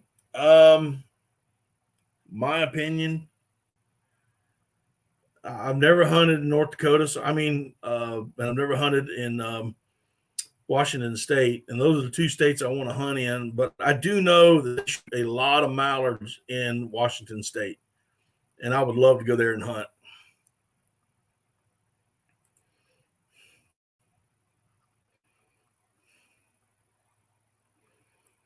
Oh, here's a good question. Daniel Miles says, I know you don't hunt out of your boat all the time. How do you hide your boat in regards to where it is versus your spread and you? I have not hunted in Minnesota either. Um, all right, so if I'm in the swamp or if I'm in hunting in timber, and I have shallow enough water that I can wade. What I like to do is uh, set up my decoys and then take my boat anywhere from 75 to 100 yards away and stash it under some trees. Um, Either under trees or I have a blind on my boat. A lot of times I'll pop the blind up and then lay it flat and just pull the doors down over it. And and then put a motor cover over it, and then walk back to my boat. When I hunted Arkansas a lot, that was one of the number one rules: is you get your boat at least 100 yards away, and tie it off. It's not going anywhere. If I'm hunting, if I'm hunting like that, now, I mean, there's some places you just can't go 100 yards. So if I'm hunting on the edge of a big flat or open water, I know I got trees, I'll push my boat up to the bank and then cover it up the best I can.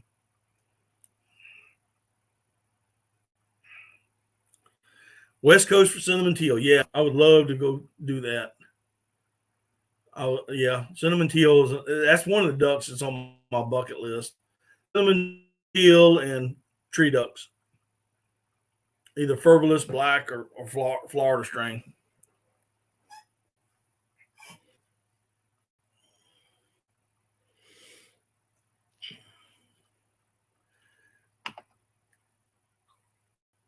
And Daniel, if you don't have a blind on your boat, always carry a netting or even just plain burlap, and take that burlap and cover your boat up, cover your motor up with it. You can use I carry a saw in my boat, so sometimes I'll cut little limbs and stuff off trees, small trees, and place it on top of the boat just to break the outline up.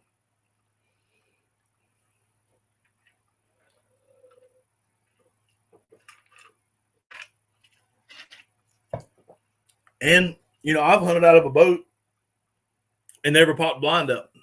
If I think it's well hidden, if I think it's hidden enough. Um, Last year when Cody was here, we had a little place that we were hunting where the button brush came over the back of us and came over the top, and the duck. I mean, they by the time they saw us, they would have been dead already if we had did that. But they would have been dead had they come even in front of us. But so sometimes, I mean, I'll even have a blind on the boat and won't even use it. It all kind of depends on what the ducks are doing and what you're doing. I put my boat into cut grass. Those high stands of cut grass before, and or sawgrass. Some people call them cattails, whatever. And I'll push it all the way up in there with the motor. And it just reeds and stuff just kind of come over the boat like that. So that way I can just stand up and shoot. And like I said, it all depends on what I'm doing. If I'm going in there just to shoot summer ducks and just do some pass shooting, which I do a lot of times, a lot of times I won't even pop the blind up, won't even use it.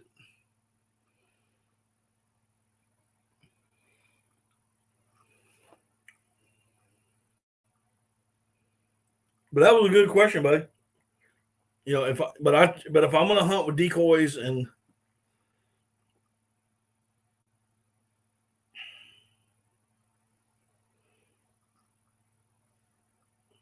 yeah,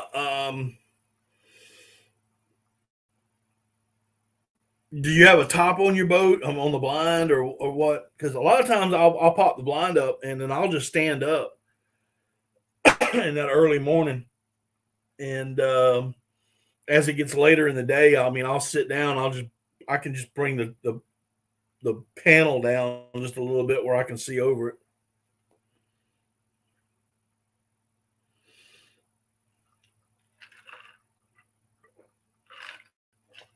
No, so see, I got back last Thursday from Kentucky, and I put my boat in the shop, and I have worked every day. I went back to work on Friday, and I have worked every day. And I'll be working every day this week, so I won't have and I don't know when I'm going to get my boat back. So I haven't done any scouting or checked any other locations yet. And then when I do get my boat back, the first thing I got to do is put my blind on it. You going scouting Saturday? Let me know what you see, Bo. I think I've got my grandson's birthday is Saturday, so and I know I'm not working Saturday, but it's my grandson's birthday, and I'm not going to miss that.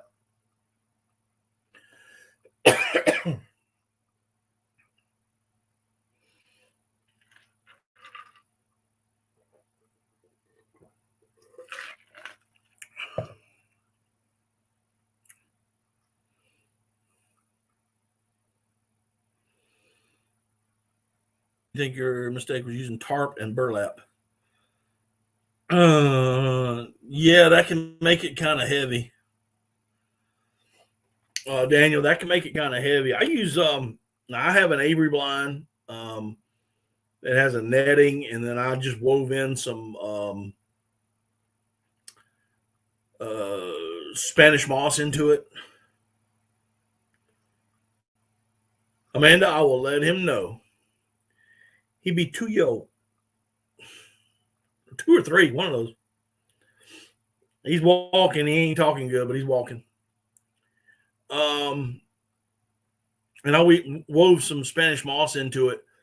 And I know it sounds weird, but Spanish moss, when it gets wet, it gets heavy. Real heavy. So when I put it back on, I may be thinning it out a little bit. It was a little too heavy for my blind last year. Yeah, he's a little too young to hunt. I'm hoping to get him out in a few years, get him going. He likes when he comes over here into this office and playing with my duck calls.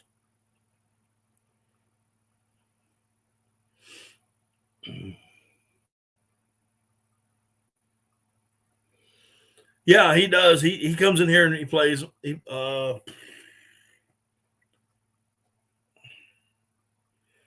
see if I can find that video real quick.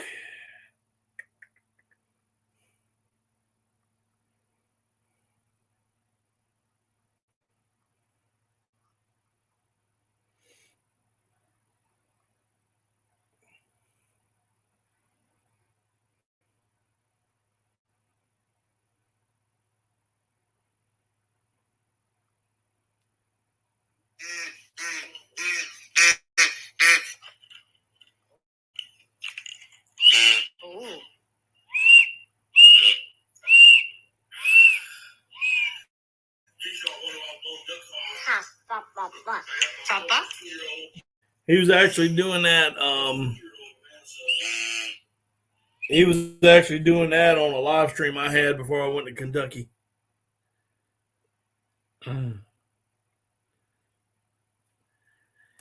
The shaggy, yeah, Andy, Nab's got some of those, and he loves them. I mean, he absolutely loves them, and I'm thinking about switching over, just still using my frame, and just putting the shaggy panels on. But dadgum, those things are expensive.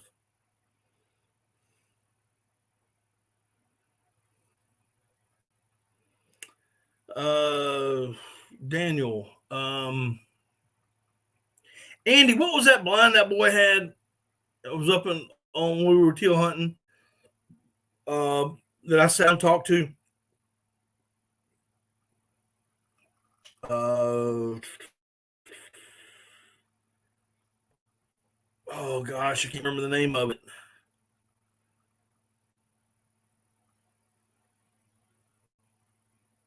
I cannot remember the name of that blind.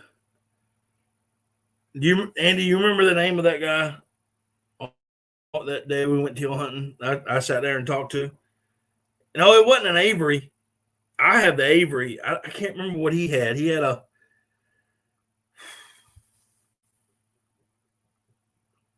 It was the one that everything folds over to one side, and then you bring it over to the other side and down, and then you've got your hole and everything right there. Was it a Mud Buddy blind? Was it Mud Buddy that makes that blind?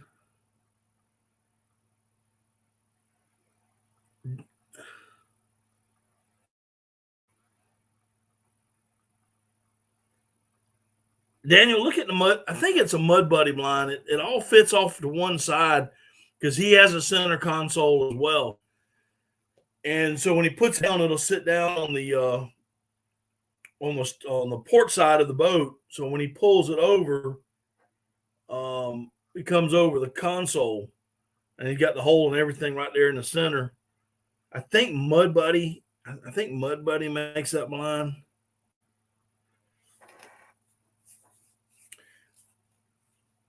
Well, to see if you're doing a homemade blind for a boat, that's one thing. If you're building a blind, a permanent blind, that's something totally different. And we cannot have permanent blinds in the swamp. So it would have to be a boat blind, and I've already got one. Not to say I can't do it. It's just, why would I do it when I got one? But I did do a video on rebrushing my blind when I was putting the Spanish moss on it. I do have that video out. It's in there somewhere.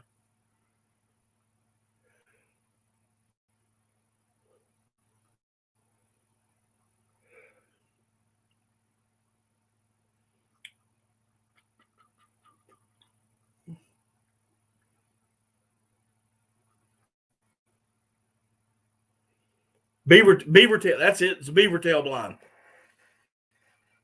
That's right there. Daniel, look that right there. Beaver tail blind. That's it.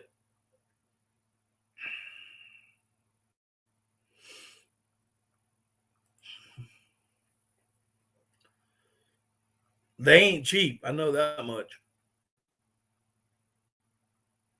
Yes, they are.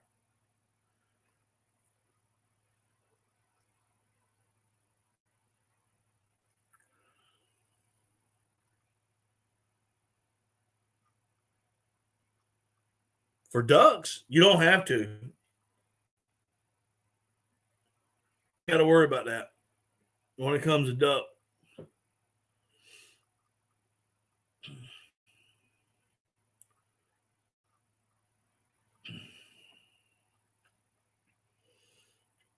You just don't have to worry about it.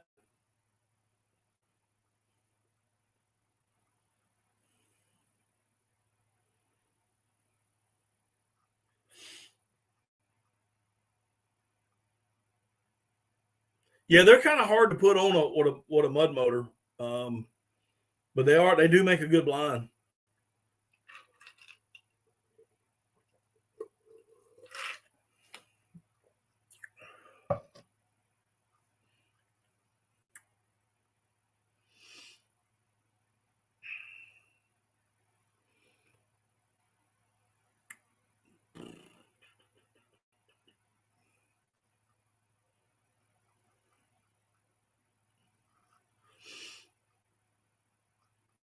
I mean, you can take a boat blind.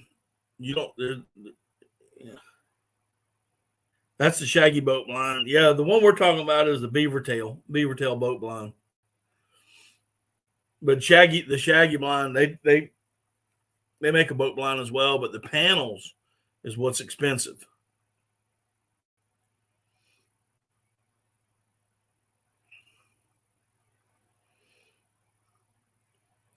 Bushcraft Ted Survival, how you doing?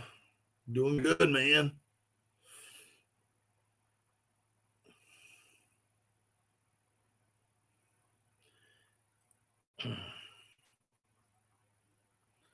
Yep, $775. That's how much the Avery blinds are. If they're not, I think the Avery blinds are now even more expensive.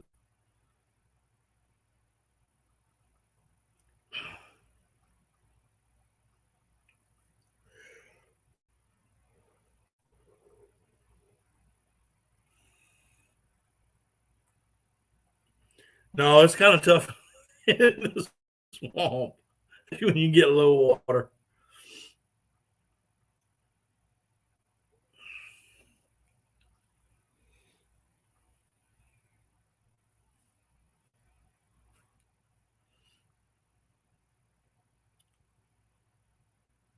Well, I appreciate it, brother. Appreciate you stopping in. Actually, we'll be shutting this down here in just a couple minutes. I've been on for almost 2 hours now. But I do appreciate you coming in, and I try to do live streams every Monday night at 8 o'clock, where we talk about just about anything. And then on Wednesday nights, I do the In the Blind, where we just talk strictly about duck hunting. That's my thing. So we kind of like do the In the Blind, try to get a conversation going, get people to ask questions about waterfowling. You can either type them in the chat or send me an email. Just go to my about page, my email address. Hey, listen, Daniel, I mean, I got a Go Devil, and I can go just about anywhere I want to, and I still use a push pole a lot of times. And I've got a trolling motor hooked onto it.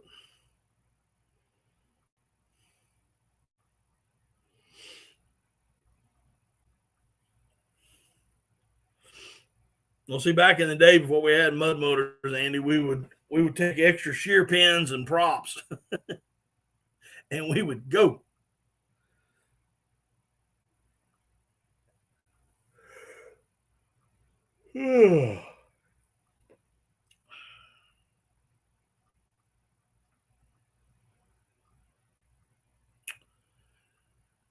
Cecilia, I do appreciate everything you have done for us tonight. She keeps up with me, helping me out here with all this other kind of stuff, and I do appreciate it. But guys, I'm going to call it a night. I've been on here for 2 hours. I do have to go to work in the morning. So anyway, I appreciate each and every one of y'all for coming in. Don't forget that I am on Rumble. You can find me under Daddy Duck 365 on Rumble. Right now, I'm just putting old videos for right now, but I will have new content coming in over there eventually. Content that I can't put up on YouTube, but I'll always be here as long as YouTube don't kick me off. Like I said, I appreciate each and every one of y'all coming in. Let's see here. We had a Mercury 9.9 beat up John. We called it the stump jumper. Daniel, I think every young man at one time or another had a boat named the Stump Jumper. And I think I had 2 or 3 of them. Hand paint Stump Jumper 1 and Stump Jumper 2 on them. But guys, I appreciate y'all coming in. I really do. Thanks for coming. But I'm going to get out of here and try to get some sleep. Like I said, I got to work tomorrow. But listen, y'all have a good one. And y'all take care. And we will see y'all next time on Daddy Duck 365.